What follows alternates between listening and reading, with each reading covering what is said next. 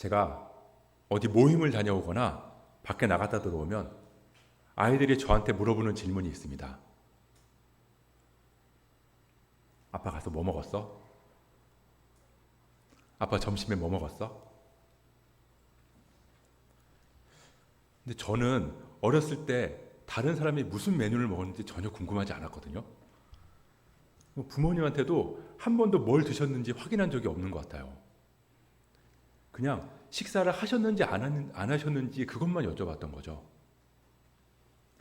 근데 저희 아이들은 아빠를 너무 사랑하는 마음에서 아빠가 혹시 점심을 굶지는 않았는지, 아빠가 밥도 못 드실 정도로 너무너무 바빠서 식사를 거르진 않았는지, 그게 너무 궁금해서인지, 거기다가 또 영양가 있는 음식을 드셔야 되는데 이런 생각을 했었는지 메뉴가 궁금한 것 같아요. 그래서 뭘 먹었냐고 물어보죠. 우리 예나가 격하게 공감하는 것 같습니다. 그 제가 그냥 밥 먹었어. 그냥 뭐 밥이랑 이런저런 반찬이랑 먹었어. 이러면 아 그랬구나. 그러고 넘어가고요. 제가 뭐 좀 특별한 음식을 먹었다. 그렇게 그러면 아니 아빠 혼자만 맛있는 거 먹고 이렇게 말하면서 억울해해요. 그래서 사실 저는 아이들이 좋아할 만한 음식을 먹게 되는 날에는 아이들이 뭐를 먹었는지 솔직히 안 물어봤으면 하는 마음이 들어요. 혹시라도 제 의지와는 상관없이 예를 들어 뷔페라도 갔다 오는 날에는 그 아이들의 그 원망의 소리를 제가 감당할 자신이 없거든요. 여러분들은 아침에 뭐 드셨어요? 혹시 아침을 안 드셨다면 어제 저녁에는 뭘 드셨나요? 네. 그렇게 우리는 우리의 삶에서 결코 뗄 수 없는 게 먹는 거예요. 무슨 음식을 먹든 하루에 한 끼를 먹던 두 끼를 먹던 세 끼를 다 먹던 어쨌든 우리는 먹어야 되잖아요.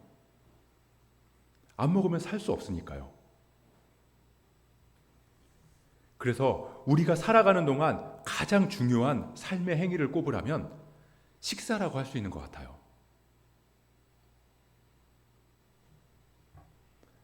우리가 오늘이라는 예배, 일상으로 예배하는 삶에 대해서 나누고 있는데요. 그래서 이 먹는 게 일상의 예배에서도 중요한 의미를 가지고 있다는 걸 살펴보려고 합니다. 예수님이 이 땅에 오셔서 말씀을 전하시고 사역을 하셨는데 그 중에 많은 부분이 먹고 마시는 일과 관련이 있었습니다. 바리새인들은 예수님께서 죄인들을 만나는 것뿐만 아니라 함께 먹고 마신다고 비방을 했고요. 먹기를 탐하고 포도주를 즐기는 자라고 비난을 하기도 했어요. 세리였던 마태를 부르시고 그 집에 가서 잔치를 하면서 함께 먹고 마셨고요. 삭개오를 보시고 내가 너네 집에 가야겠다 라고 하시고는 삭개오 집에 가서 함께 식사를 하셨어요. 그러고 보면 예수님도 식사하시는 걸 정말 좋아하신 것 같아요. 함께 모여서 식사하는 내용들이 많이 나오잖아요. 그리고 무화과 때도 아닌데 무화과를 드시려고 나무를 살펴보시기도 하고요. 제자들도 밀밭에서 밀을 까불러서 먹기도 하고, 심지어 예수님은 음식을 드실 때 손도 안 씻고 드신다는 비난도 받으셨어요. 저는 이 말씀을 보면서 얼마나 빨리 드시고 싶으시면 손도 안 씻고 드시나 하는 생각도 했었거든요. 그리고 말씀을 듣기 위해서 모인 사람들을 보시면서 야, 저 사람들 배고프겠다. 먹을 것 좀 줘라. 그래서 5병이여 7병이여의 기적으로 사람들을 먹이셨어요. 부활하신 후에는 베드로를 찾아오셔서 예수님께서 직접 생선도 굽고 아침밥을 다 준비해서 밥 먹자 이렇게 베드로도 부르셨고요. 그런 거 보면 예수님도 먹는데 정말 진심이셨던 것 같아요. 그리고 마지막으로 예수님이 잡히시기 전에 제자들하고 모여서 일명 최후의 만찬, 그 최후의 만찬을 함께 하셨어요. 제자들한테 우리 어디서 유월절 음식을 먹을까? 그래서 말씀하시는데 그 사람 성에 들어가면 물동이를 지고 가는 사람이 있을 거야. 근데 그 사람이 있는데 그 사람 따라가서 그 집 주인한테 우리 선생님이 제자들하고 유월절 음식 먹을 객실이 어딘지 물어봐. 그러면 알려줄 거야. 그래서 거기서 밥 먹자라고 말씀하세요. 그래서 제자들이 음식을 사와서 거기서 식사를 해요. 예수님께서는 이제 십자가에 달려 돌아가실 거예요. 그러고 나면 이제 제자들은 분명히 다 도망갈 거고요. 예수님은 그걸 아셨어요. 그런 상황에 저 같으면 이렇게 할 것 같거든요. 얘들아, 정신 똑바로 차리고 잘 들어. 나는 이제 붙잡힐 거야. 그리고 나는 십자가에 달려서 죽게 될 건데 내가 거기서 피를 흘리고 죽는 이유는 이러이러해서야. 그리고 내가 다시 부활할 건데 부활하는 의미는 이러이러하고 내가 부활하고 승천한 후에는 너희들은 이렇게 해야 돼.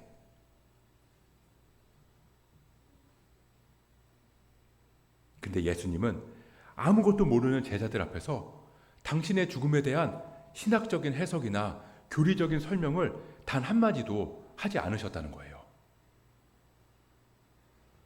그냥 같이 둘러 앉아서 식사를 하셨어요.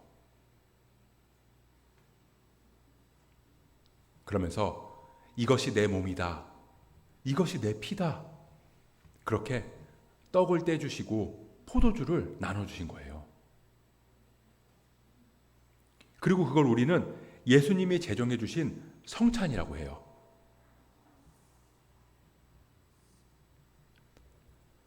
우리 기독교 예배의 두 축이 뭐냐면요.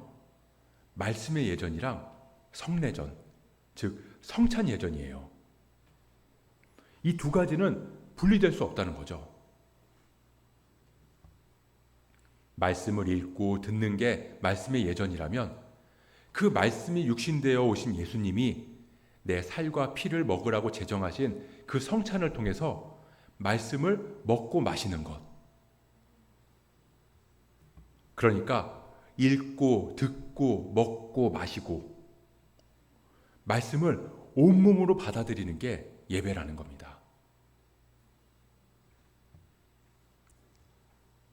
제가 안수를 받으면 제일 하고 싶은 게 성찬 예식이에요.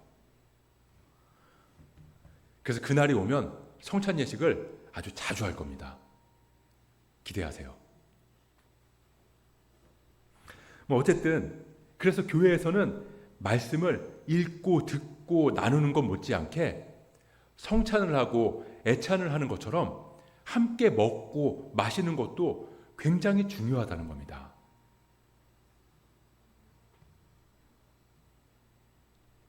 그럼 예수님께서는 제자들한테 왜 예수님을 먹고 마시는 이 성찬을 제정해 주셨는가? 하나님께서는 그들의 백성들한테 하나님의 말씀을 주셨어요. 말씀을 먹으라고 주신 거죠. 근데 안 먹는 거예요.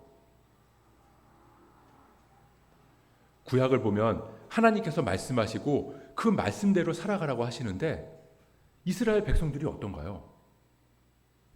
끊임없이 말씀을 무시하잖아요. 말씀을 먹지 않는다고요. 그래서 그 많은 선지자들이 고생을 하게 된 거죠. 하도 말씀을 안 듣고 안 먹어서 말씀대로 살지 않으니까 하나님 말씀 좀 들으라고. 그래서 좀 그 말씀대로 살아가라고. 왜 음식을 안 먹으면 죽는 것처럼 너희들이 이 하나님의 말씀을 안 먹으면 다 죽을 거라고. 그렇게 선지자들이 하는 얘기가 다 그런 얘기들이잖아요. 제발 이 말씀 좀 먹어라. 근데 절대 안 먹어요. 막 쓰다고 뱉고 바알과 아세라 같은 우상들이 주는 달콤한 유혹만 받아먹는 거예요. 그래서 하나님께서 생각하신 거죠. 도저히 안 되겠다. 그래서 말씀이 직접 육신을 입고 이 땅에 오신 거죠. 왜요? 무슨 짓을 해도 안 먹으니까.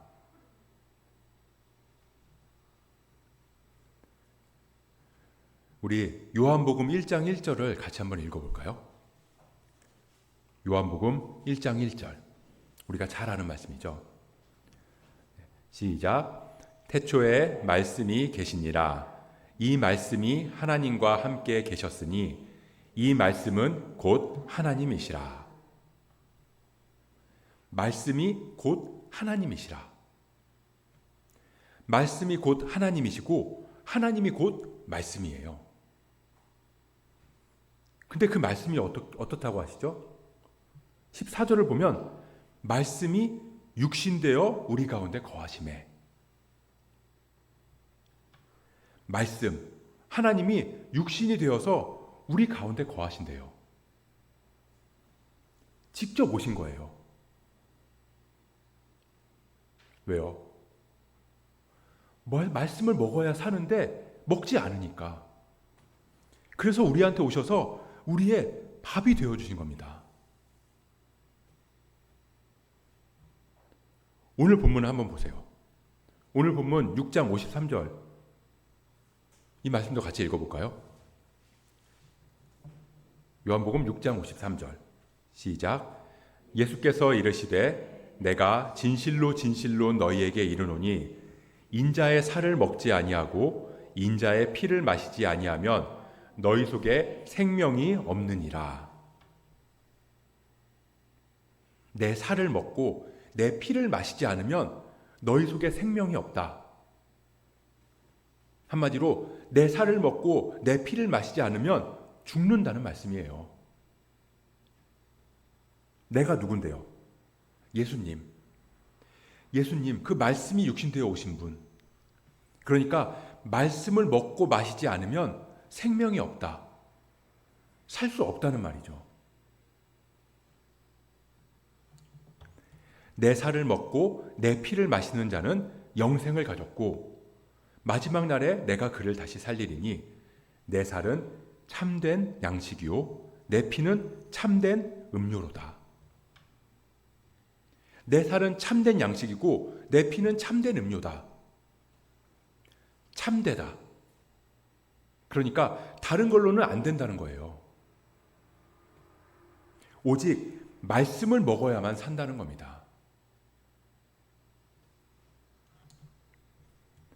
내 살을 먹고 내 피를 마시는 자는 내 안에 거하고 나도 그의 안에 거하나니. 내 살을 먹고 내 피를 마시는 사람은 내 안에 거하고 나도 그 안에 거한다. 그러니까 예수님의 살과 피, 말씀을 먹고 마시는 사람은 예수님이 그 사람 안에 거하면서 동시에 그 사람이 예수님 안에 거하는, 말씀이 그 사람 안에 거하면서 동시에 그 사람 안에 말씀이 거하는, 한마디로 완전한 연합, 하나가 된다는 겁니다. 그럼 오늘이라는 예배, 일상의 예배와 음식이 무슨 관계가 있는가?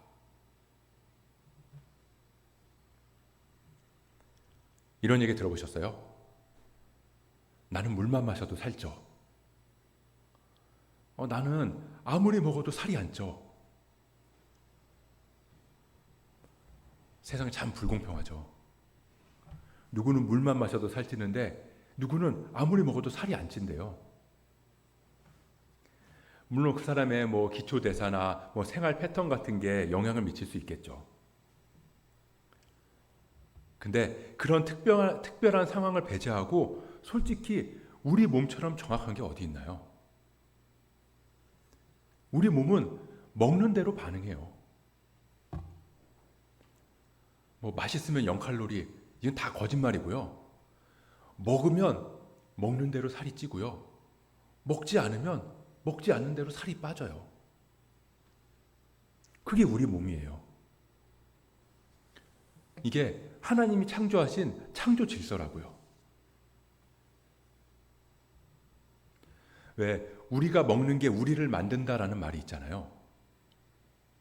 우리가 먹는 음식이 우리 몸속에서 소화돼서 영양분을 공급하고 그래서 우리 몸을 만들고 우리 몸과 마음은 연결되어 있으니까 음식은 우리의 마음도 만들어요.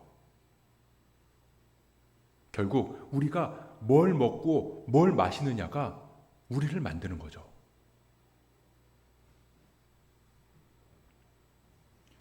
좀 전에 예수님 사역을 보면 음식에 진심이셨던 것 같다고 그랬잖아요. 왜냐하면 그만큼 음식이 중요하기 때문이에요. 우리가 먹는 게 우리를 만든다. 그러니까 음식은 곧 나 자신이 되는 거니까요. 예수님께서 광야에서 사탄의 시험을 받으실 때 사탄이 제일 먼저 시험한 게 음식이었어요. 40일 동안 밤낮으로 금식한 예수님한테 네가 만약에 하나님의 아들이거든 이 돌을 떡덩이가 되게 해라. 육신을 입고 오셨기 때문에 예수님도 안 먹으면 죽을 수밖에 없거든요. 그래서 사탄이 유혹하는 거예요. 또 안 먹으면 죽잖아. 떡 먹고 그냥 육신으로 살아가. 그랬더니 예수님이 굉장히 멋진 말을 하세요. 우리 마태복음 4장 4절을 한번 찾아보겠습니다. 마태복음 4장 4절. 암송 구절입니다. 다 같이 한 목소리로 읽어볼게요. 시작. 예수께서 대답하여 이르시되 기록되었을 때 사람이 떡으로만 살 것이 아니요 하나님의 입으로부터 나오는 모든 말씀으로 살 것이라 하였느니라 하시니. 사람이 떡으로만 살 것이 아니요 하나님의 입으로부터 나오는 모든 말씀으로 살 것이라.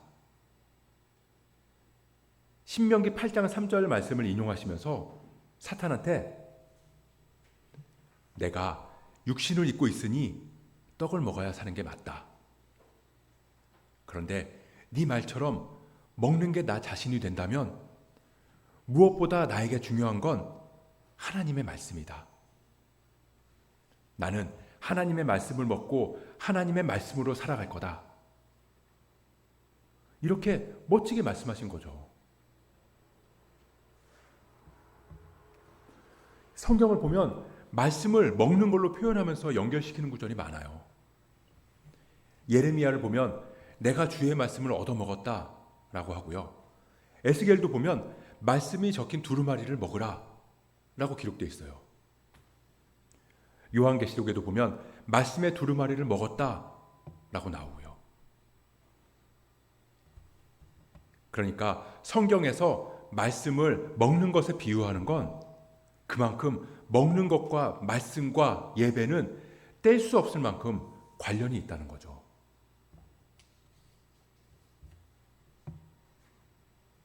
그럼 다시 최후의 만찬으로 돌아가 볼까요? 예수님이 제자들하고 둘러앉아서 떡과 포도주를 드셨어요. 근데 우리는 떡과 포도주라고 하면 사실 성만찬을 제일 먼저 떠올리잖아요. 그러니까 사실 떡이라기보다는 빵에 가깝죠. 어쨌든 빵과 포도주라고 하면 우리는 특별한 상황이나 특별한 장소를 생각할 수밖에 없게 되는 거예요. 근데 당시 제자들한테 떡과 포도주, 빵과 포도주라고 하면 그건 그냥 흔한 일상의 밥상이었어요. 우리는 예수님이 제자들하고 둘러앉아서 떡과 포도주를 드셨다라고 하면 성찬을 하시기 위해서 특별히 빵을 준비하고 특별히 포도주를 준비하신 것처럼 느껴지지만 제자들한테는 그게 아니라는 거예요. 그냥 일상적인 식탁의 모습인 거죠. 만약에 우리나라에 예수님이 오셨다면 아마 이런 모습이 아니었을까 싶어요. 예수님께서 밥을 떠서 주시며 이르시되 이것이 너희를 위한 나의 몸이니, 또 숭늉 대접을 가지고 이르시되 이 대접은 내 피니. 만약에 예수님이 이스라엘이 아닌 우리나라에 오셨다면 이런 모습일 수 있다는 거죠. 그러니까 그냥 흔한 밥상에서 식사하는 상황이라는 거예요.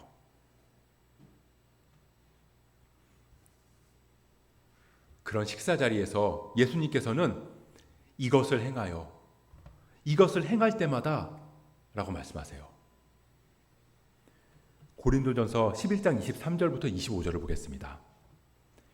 내가 너희에게 전한 것은 주께 받은 것이니 곧 주 예수께서 잡히시던 밤에 떡을 가지사 축사하시고 떼어 이르시되 이것은 너희를 위하는 내 몸이니 이것을 행하여 나를 기념하라 하시고, 식후에 또한 그와 같이 잔을 가지시고 이르시되 이 잔은 내 피로 세운 새 언약이니 이것을 행하여 마실 때마다 나를 기념하라 하셨으니.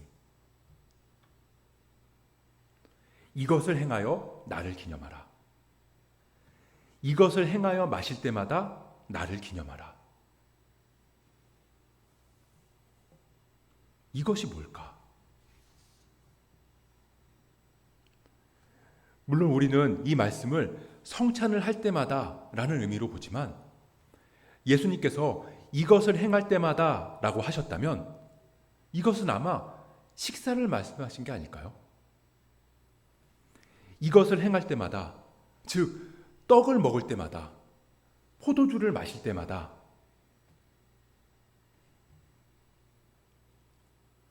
제자들은 예수님하고 마지막 만찬을 했던 이날 이후에도 식사를 하기 위해서 식탁에 앉으면 늘 떡과 포도주를 먹고 마시게 될 거라는 거죠. 그때 제자들은 그 떡을 먹고 포도주를 마시면서 예수님을 생각하게 되겠죠. 아, 그때 예수께서 이 떡을 떼주셨지. 그때 나에게 이 포도주를 주셨지.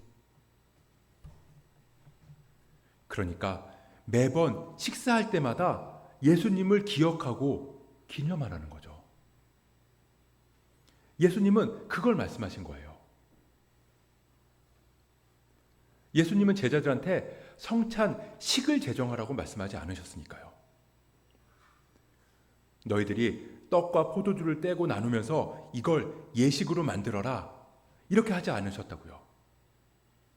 그냥 식사 자리에서 나를 기억하고 기념하라고 하셨어요. 일을 행할 때마다, 즉 식사할 때마다.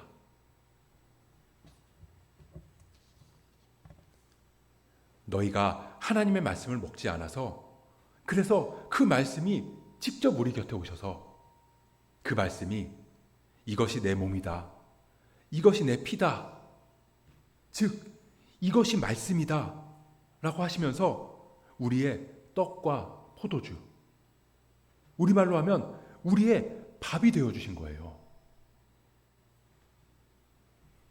그래서 우리는 말씀이신 예수님, 그 말씀을 먹고 그 말씀이 되어서 말씀대로 살아갈 수 있게 된 거죠. 그걸 늘 기억하라는 거예요. 언제? 밥 먹을 때마다, 식사할 때마다.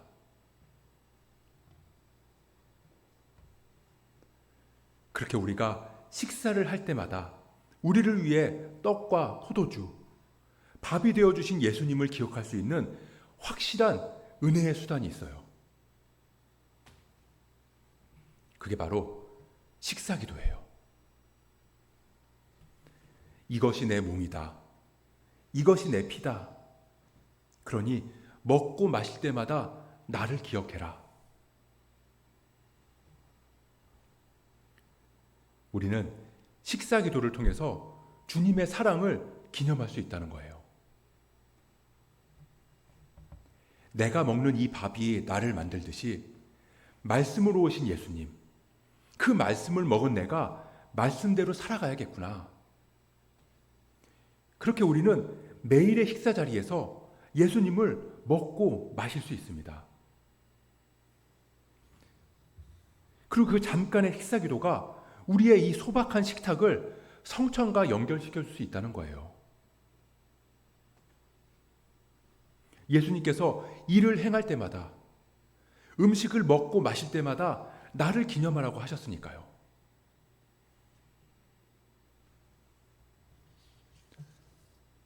왜 끼니를 때운다고 그러죠? 가끔은 그냥 남은 밥에 매일 먹는 반찬을 먹으면서 한 끼를 해결하기도 하고요. 바쁘거나 이런저런 사정에 의해서 끼니를 거르기도 해요. 또 때로는 특별한 날에 맛있는 음식을 먹는 날도 있어요. 건강상의 이유나 여러 사정으로 먹는 음식이 제약을 받는 경우도 있고요. 어떤 분들은 고기가 없으면 식사를 못한다는 분도 계시고, 어떤 분들은 채식만 하는 분들도 계세요. 그런데 어떤 형태의 식사든 우리는 식사를 하면서 예수님을 떠올리고 기억할 수가 있어요. 우리는 안 먹으면 죽으니까.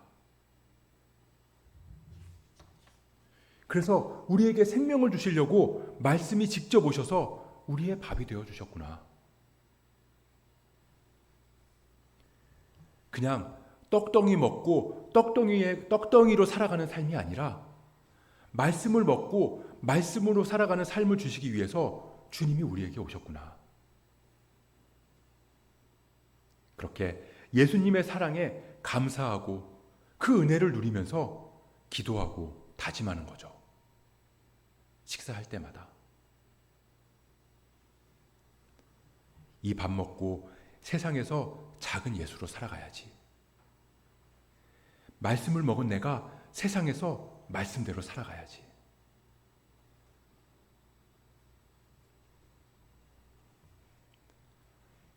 예배가 끝나면 이제 점심을 먹을 시간이에요. 우리가 하나님의 말씀을 읽고 들었으니까 이제 그 말씀을 먹고 소화시켜서 기도하고 기억하고 기념해야죠. 그래서 그 말씀이 우리를 말씀의 사람, 예수 닮은 사람으로 빚어갈 수 있기를 주님의 이름으로 축복합니다.